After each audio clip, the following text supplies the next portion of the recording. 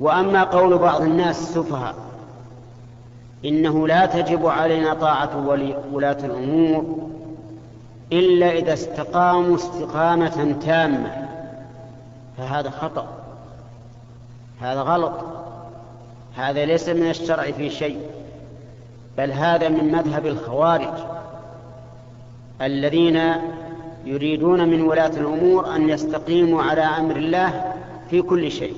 هذا لا يحصل، من زمان قد تغيرت الأمور. ويذكر أن أحد ملوك بني أمية وأظنه عبد الملك بن مروان لما سمع أن الناس يتكلمون فيه وفي خلافته جمع أشراف الناس ووجهاءهم وتكلم فيه وقال لهم: إنكم تريدون منا أن نكون مثل أبي بكر وعمر.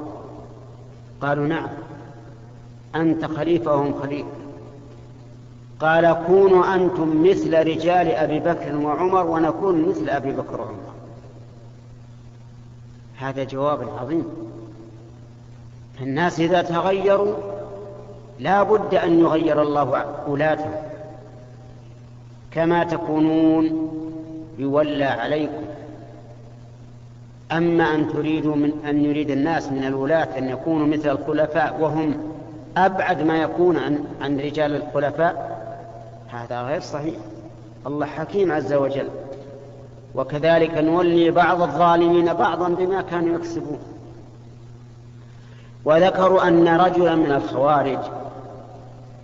من الخوارج الذين خرجوا على علي بن أبي طالب جاء إلى علي فقال له: يا علي، ما بال الناس قد تغيروا عليك ولم يتغيروا على أبي بكر وعمر؟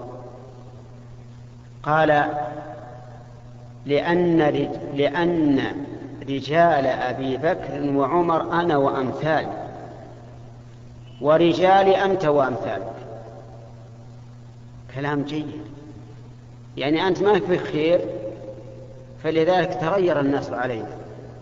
لكن في عهد أبي بكر وعمر رجالهم مثل علي بن أبي طالب وعثمان بن عفان وغيرهم من الصحابة الفضلاء، فلم يتغيروا على ولاته.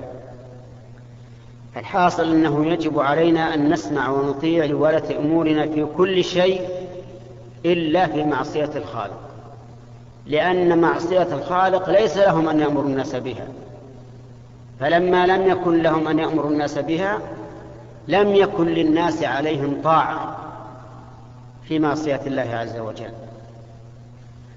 وكذلك أيضا يجب على الرعية أن ينصحوا لولي الأمر، لا يكذبوا عليه ولا يخدعوا ولا يغشوا.